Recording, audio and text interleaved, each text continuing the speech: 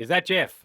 It is. Oh, How's it going? fantastic. It's Hamish and Andy here, mate. Look, you're only going to be talking to one of us, who's Hamish. To give you a bit of a background, he asked for a segment which was called Guest Gifting, where he could ask for any guest he wanted in the world.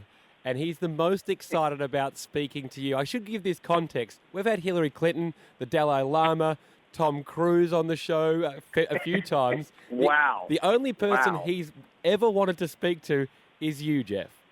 I am honored. That is quite a list and quite a legacy to live up to. I'm so happy this worked out. Jeff, sorry, it's Hamish here. I'm just giving Andy the wrap-up. He's already cost me 44 seconds of the allotted 30. I'm going to leave you guys to it like a parent dropping off a kid at a play date. Thanks, Dad. We'll be fine. We'll be fine. And I'm glad it's funny. not in person because I'd probably have to restrain him, Jeff. But I'll be back in about 28 minutes just to make Dad, sure that he we'll be wraps fine. up on time, okay? All right, just knock before you come That in. sounds great. You two enjoy yourself. Hey, Jeff, it's Hamish here. Mate, thank you so much for doing this. This is so exciting ahead of the next season. Welcome to Just the Hamish Show.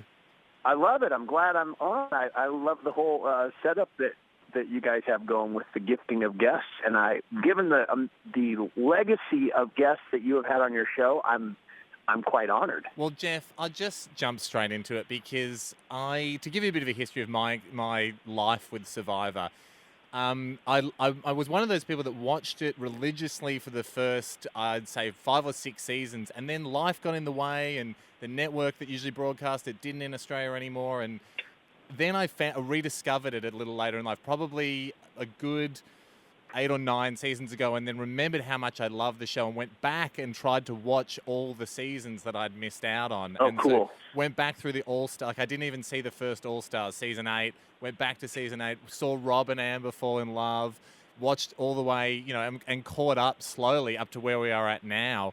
So then, in our discussion, there might be 1 or 2 seasons that I've missed, which I apologise for, but I feel like I've got a pretty solid take on it. And I got to say from the get-go, one of the reasons I just love the show so much is how much you love the show, Jeff. Like, you are the heart and soul of Survivor. What buzzes you the most? What keeps you going out there into the jungle? Like, what excites you the most about the show? Really, it is still the same thing that got me going from day one, and it is human nature. I love how we behave and what drives us to do certain things, and that on any given day, anything could happen. It's kind of like when we were first doing the show and Mark and I were talking, there was this idea that even though the show requires you to be incredibly gifted socially and be able to read people and have relationships, and you do need to have some sort of skill outdoors. At least you have to be able to withstand the rain and the bugs and the snakes, and it'd be great if you knew how to fish or swim or all of these things. But even despite all of these requirements, which hit you at so many different places in your life, on any given day, the feeling was the most unlikely person could still win this game. And then a few years ago, Cochran won.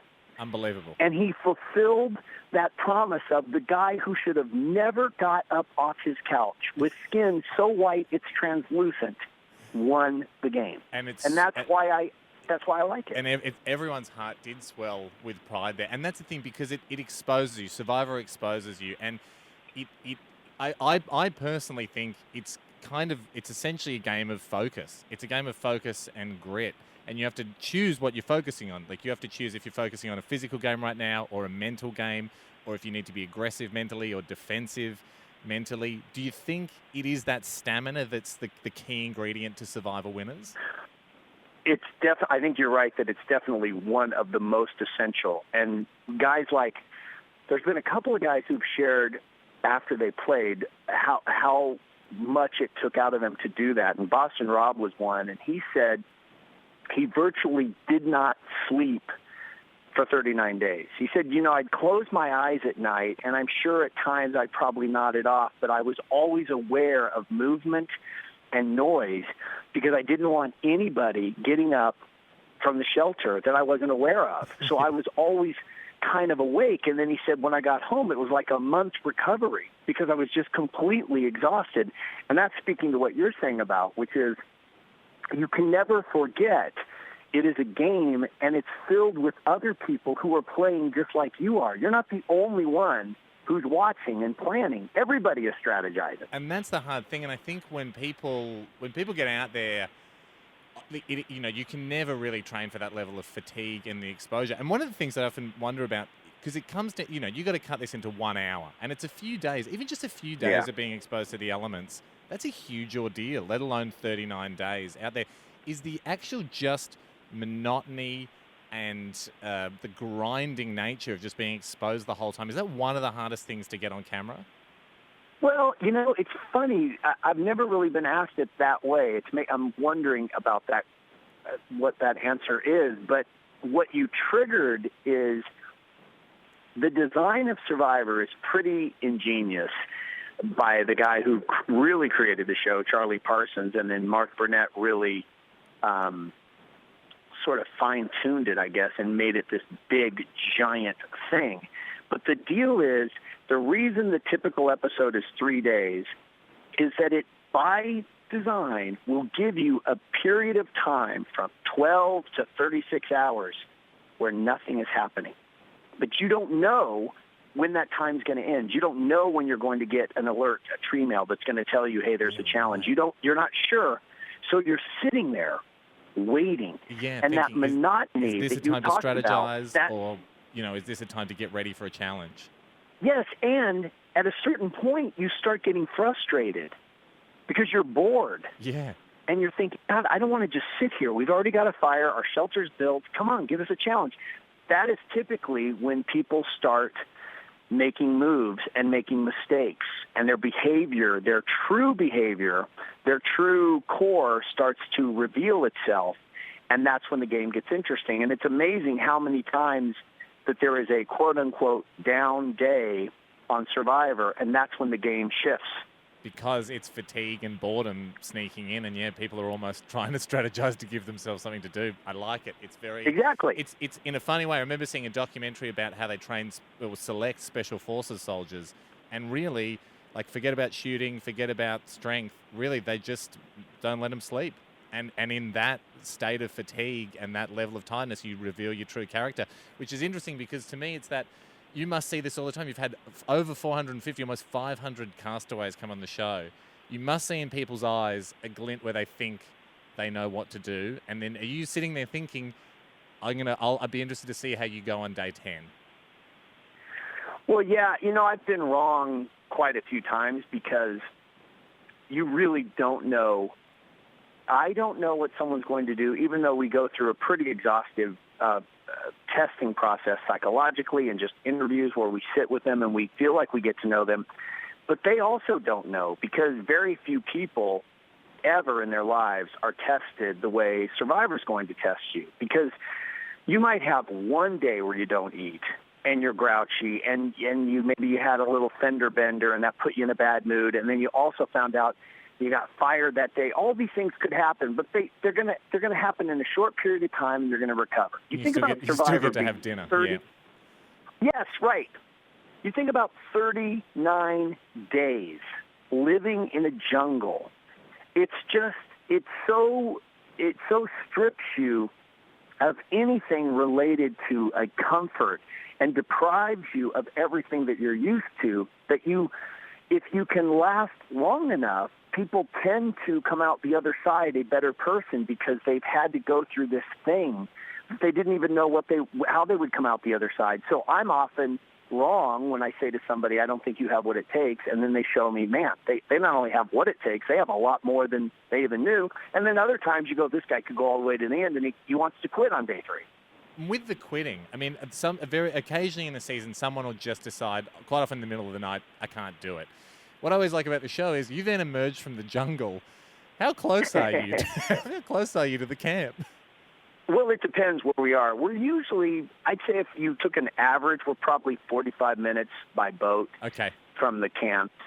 But here's the thing of how it works is we all have radios. And I'm the executive producer, so my radio's on all the time. And it's just on that sort of quiet, staticky where I can hear it while I'm sleeping. And so if something happens, either we have local cell phones that'll go off, or I'll hear a call on the radio, TC1 for Probst or whoever, and you start realizing, okay, what's the deal? Somebody's going to quit. All right, we'll get a boat, and we get the camera crews, and we get them out of bed, and then we start heading over there.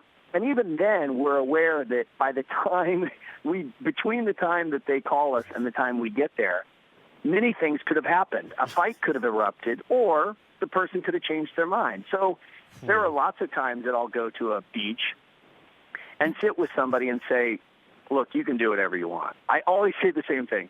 You can do whatever you want. Honestly, our show will be fine. So don't feel like you're going to disappoint us. Don't feel bad about the time and money we've spent on all of this. I'm being serious. Don't do anything you don't want to do. So knowing that, let's just talk for a second and make sure this is really what you want to do. Because a lot of times, once someone knows they have the permission to leave, it allows them to take a deep breath and go, I think I can do it. You know what? Let me go back in there. And then they make it, because ultimately, I don't have anything at stake if you quit. You do. And I've seen people quit who regretted it so deeply that I always feel as a human, I need to just check in with you and say, are you just tired? Because if you're just tired, sleep it off and say you feel tomorrow, and you can quit tomorrow. Exactly. Well, I mean, I run in my group of friends a thing called Fantasy Survivor. So where when the season starts, we're allowed to watch episode 1 and 2, and then we have to lodge our top 4 picks. So the way it works is, so everyone lists, like, there's a bunch of like 10, 15 of us. So, let's say we go, all right, for this season coming up, yeah, you look at it and go, all right, I like Spencer. I think Vetus is going to have a good run this season. I think Sheeran learned a lot, last time she played. So say they're your picks. If in the order people get voted out, if that person's the next to go, you only get 1 point. If they're second voted after that, you get 2 points, all the way to the end where, you might get 16 points for your final person. So at the end, it's an average of how well all your Survivor picks scored. Okay, so, and the prize for our group of friends is Flint. If you win, you just get this ceremonial piece of Flint because it is such a big deal on Survivor. That's cool. So do you, I assume, like, you're back with the production crew. There's probably like 20, 30, maybe 50 people if you include all the guys making the challenges. You're nearby on another island or in the jungle. I assume there's like a sweep going on where everyone's kind of talking about the game. Is that a fair thing? Is that what happens? Well, first of all, I might shock you by telling you that, just in terms of, so you can envision the show, on the beach where the tribes are, whether we have 2 or 3 tribes, it's the same. We will have maybe a maximum of 8 people on the beach, and that includes the camera operators, the audio, the assists, and our producers. It's really small. There's very few people watching them. I figure you need someone at camp and someone to break, to go off if someone decides to go looking for an idol or go into the jungle. Exactly. Yep. So you have, and hopefully you have enough, and sometimes we don't have enough crews, and sometimes the producer on the beach has to make a call, and they have to say, I think Joe's going for the idol. Yep. Let's follow Joe, and let's leave these 2 here. You guys take those 3.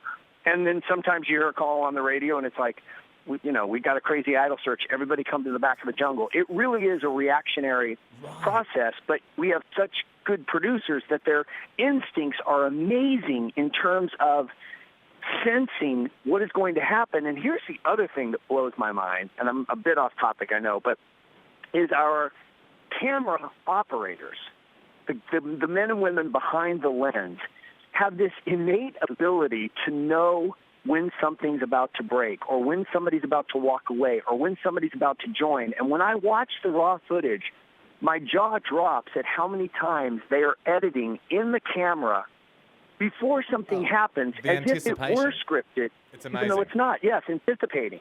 Yeah, the anticipation of the camera guys is terrific. Even just the pulling a focus between a conversation and someone scowling in the distance, right? It perfectly adds to so many stories.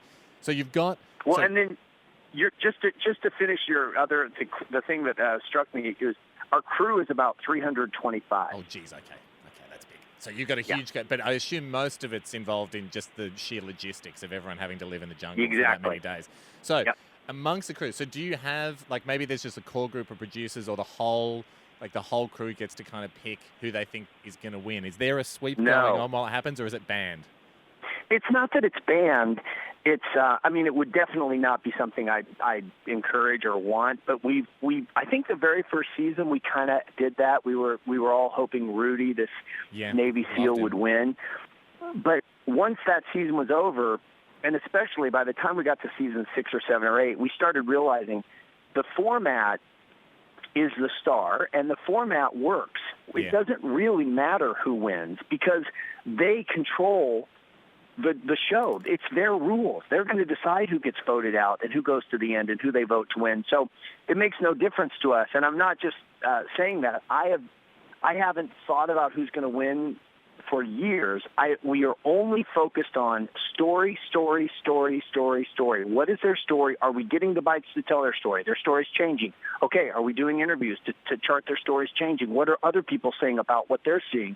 So that when it's done and we come back home, we have Joe's story, we have Shireen's story, we have Savage's story, and we have it from different vantage points, because the most truthful thing about Survivor, as it relates to real life, is perception is reality. Yes. From the perceiver's point of view. Yep.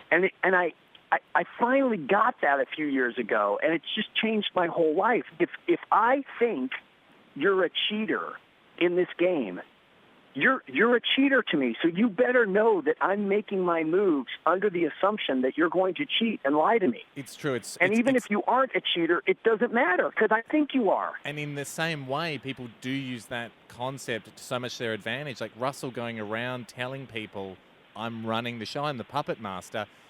I'm always fascinated watching people that play that aggressively because they are able to convince some people that they do have some sort of a power over them, and they do have leverage without anyone stopping and going, hang on a sec, it's one man, one vote. We all have the same level of leverage.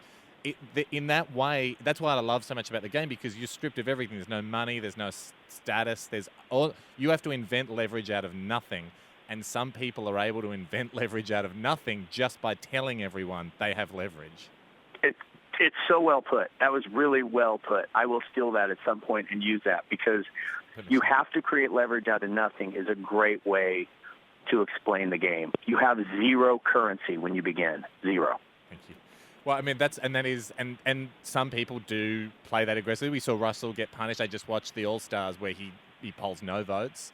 In the end, it's such a fine line. There is that strategy of getting to the end, and Richard Hatch invented it, really. And I've heard you say before in other interviews that if it wasn't for the way Richard played, he defined the game in that sense. That he invented this concept even of gameplay, of going, look, not a popularity contest, it's about gameplay out there. So, but it's funny because it's such a knife edge you walk. Russell was a classic example of, you can turn around at the jury and go, hey, I was so aggressive.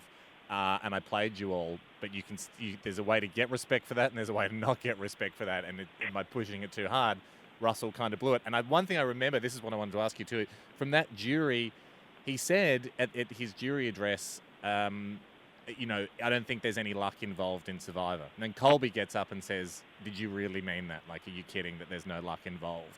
Right. That's the only thing Colby asked. Russell says, yeah, I believe that. Colby sits down. Obviously, Colby doesn't vote for Russell. What percentage, do you think that you could even put a ballpark on what percentage luck is a factor in someone getting further in the game? I'd say it's probably a variable that you can't put a fixed percentage, but just the way the game starts is we put you on a tribe. Yeah. So that's where your luck begins. You're either with people that you're going to get along with or not. And that's based on us literally sitting there with a group of cards with everybody's face on it going, okay, Joe's young and fit. Let's put him on one tribe. And who's similar to him? Woo. Should we put him on the other tribe? Okay, that seems fair. And that's what we do. There's no big secret to it. And luck, by the way, is my favorite part of the game, because if it was all skill, it would become predictable. Luck is what makes Survivor such a fascinating game. It means no two seasons are ever going to be the same. And like you said, the format's the start, and it would actually be impossible with the amount of randomness that's in the game to ever have a season that mimicked another season. And that is the genius of the format. Yeah. It's like surfing. You can be a great surfer, but it is luck. You sit out in the waves, you don't get a wave, you're just not going to win the tournament. But if you do get a wave, you have to be the best surfer to surf that wave. And it's that beautiful mixture of luck and skill. Can we talk about twists for a second? Coming into season 31, there is a hint in the press release that there'll be a new twist. One thing I always enjoy is, like, we've seen over the years the game's evolved with, you know, like first the idols, but then Dan last season where blue collar, white collar, no color, where Dan had the extra vote that he never got to play. Right. Does that power return? That I can't say whether that power returns. Well, first of all, I'll ask you this then. Do you think that was a great moment that we never got to see, or was it just brilliant that we never got to see Dan play that power? No, he did play his extra Did he play vote. it? Oh, that's right. He played it and he played it against someone that had the idol. Oh, sorry. Yeah, he did. He used it the episode that he got voted out. That was what was fantastic about it. Sorry, the blowhard who was going to change the game. And then he played it, but he played it on someone that used their idol. I can't remember who he played it on. Yeah, I don't remember who he played it on either. But you know, you bring up a good point about twists, or one that I like, and that is, I always say to our guys, don't ever, it's like a double negative, don't ever not do something because of fear. Do it. And we're going to always take big swings, and we'll hit it out of the park sometimes, and sometimes we'll strike out. But what our fans have said to us over the years is, we'll stay with you even through a bad season. Big time. And your next one better be good, but we'll stay with you because we know you're trying things that you can't control. This is not baseball or football or soccer where you play every year and the rules are the same and then you refine it. We try new things every time, and we're trying some new things exactly. this season. The twist is like a new haircut or a new pair of pants for Survivor. Sometimes it's going to look great. Sometimes we don't want to see those pants again. Yeah. Well, But one thing we're doing this year is we've talked about doing this for years, and that is hiding the actual immunity idol within a challenge.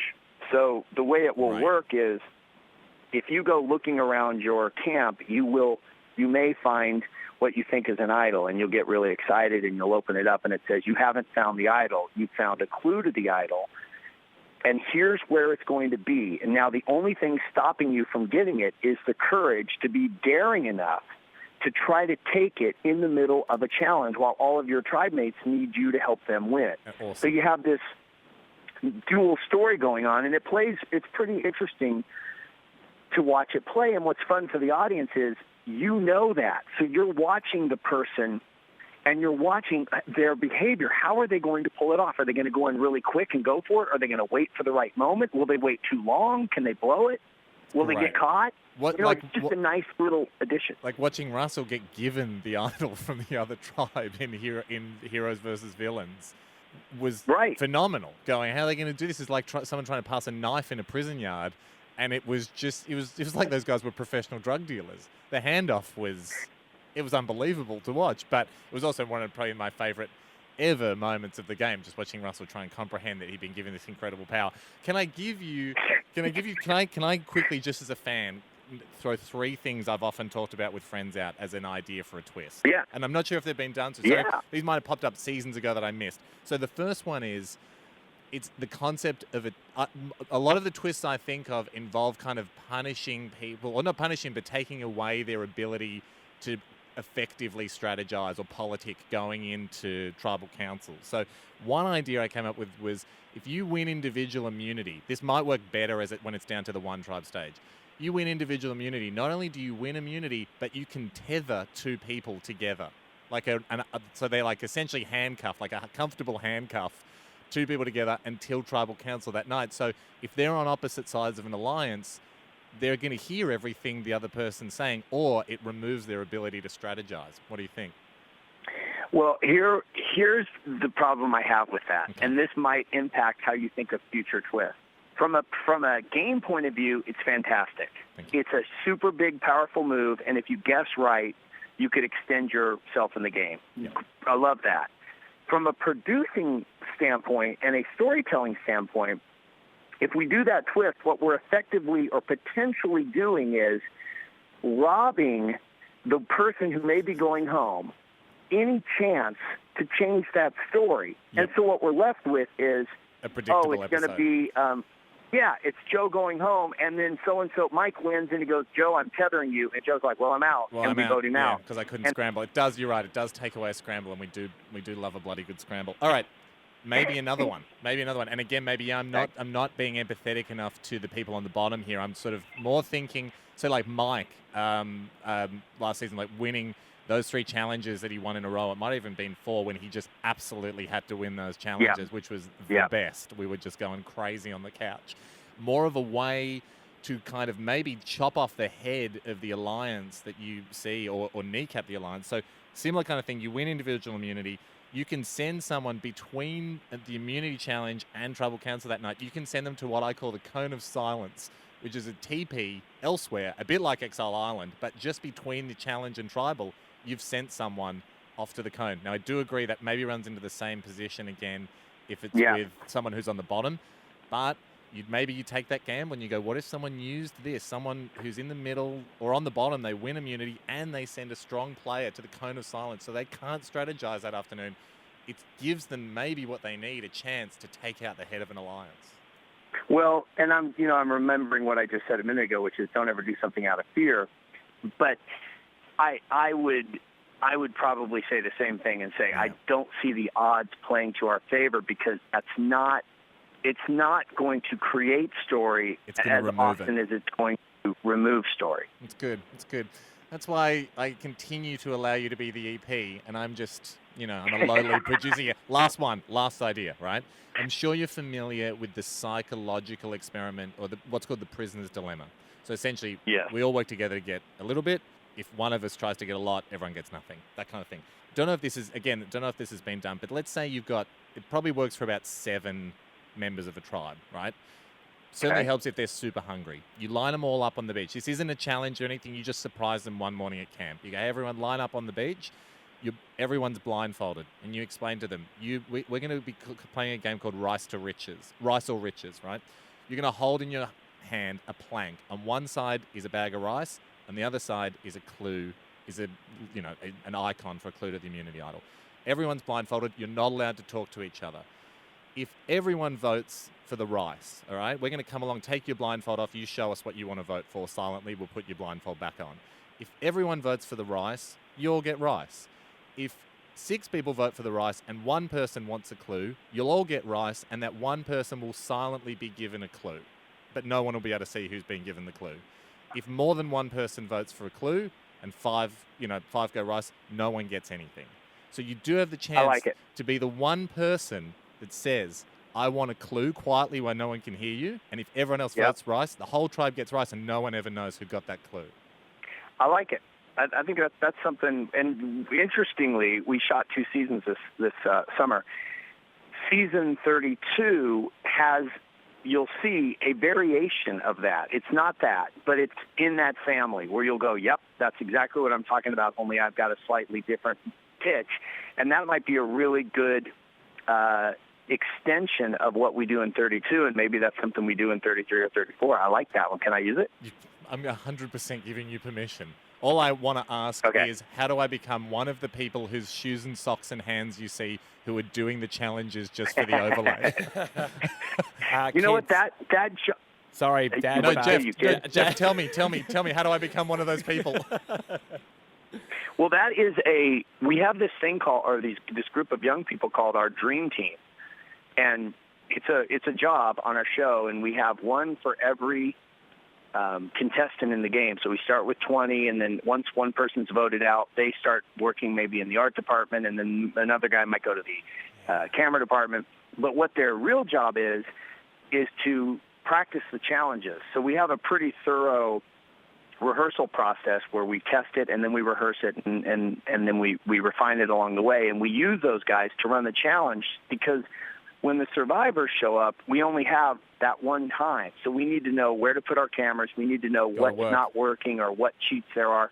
And so we use those guys and shoot them doing the challenge, and that's the thing. Please get me on the Dream Team if you ever could, Jeff. One last question. Would you ever open up the game to international players? 1 season, Survivor, United Nations, 18 contestants, 18 different nationalities. The only reason we don't do it is we don't have the rights. Because Survivor is a format, it's owned by a company that does other versions. Like you guys did a version, I think, in Australia at one point. Yeah. We did one And version. so- I think we only gave away $500,000, and everyone was like, "No, the American version is just so much better than this." But so we legally can only do a U.S. version, which means you have to have a U.S. passport. You have to be a U.S. citizen. All right, maybe you can do a version where you're playing for a home viewer or something from Australia. Sorry, Jeff. Dad's here. I thank Sorry, you my very dad's here to much. pick me up. Thank you very much for the play date. Hamish, did you remember everything? You got your jumper? I really just had one. Jeff, can I ask you one last question? We really have to go. Yeah. I'm double parked. Jeff, okay, very, very quickly. It's impossible to imagine Survivor without you. Couldn't happen. I would be devastated. But let's just say you secretly were so desperate to play. You left the show. Right. They get a new host in. Using plastic surgery and prosthetics, you completely change your appearance. You come back as a player, but no one knows it's Jeff Probst, okay? Oh, I love that.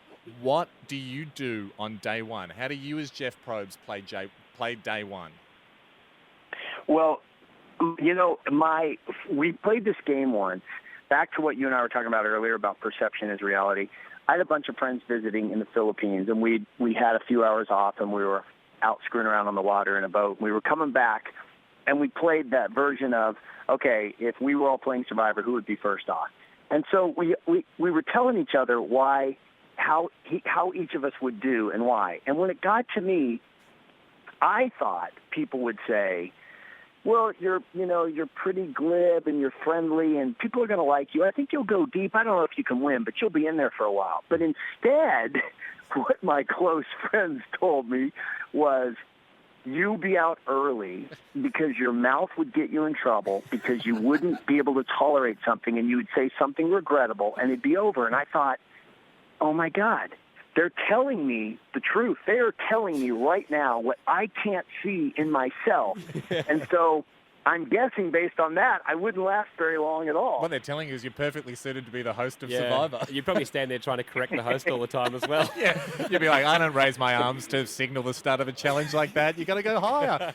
You hold two fingers up, not one. What an amateur. Jeff, thank you for your time. Survivor Cambodia Second Chance. It starts over here 8:30 p.m. on Go, Thursday, September 24th. We Thank can't you wait. Jeff, very much what for an honour. granting this gift or allowing me to give this gift to Hamish. He is absolutely chuffed. Never seen him so excited, mate. Well, it was my pleasure. It really was. I love Australia. I have some good buds who are Australian, and we have probably the majority of our crew is Australian. All the So medical there's stuff. definitely It's always a nice little taste of home whenever we hear the medical staff talking. yeah, we got a guy from the UK this time. Sack Got a him. new doctor. Bring back the this time. Aussies. Hey, Jeff, thank you But I again for wanted your to time. say, Okay. Yep. I want to say to you, thank you for your loyalty and being so into it, and thank you for those ideas. And I will think about Rice to Riches. I think that's a really cool idea, and maybe we'll talk again one day, guys. Would love it, Jeff. Hey, mate, thank you so much. A real honor. And a high five from pretty much everyone I told that I was talking to you today. And I said, do you want to ask Jeff anything? And they all just went, just give him a high five. So a virtual high five from right Australia. on. Thanks, Jeff. I'll chat to right, your guys, parents, later. Jeff, and I'll organise to drop him off another time.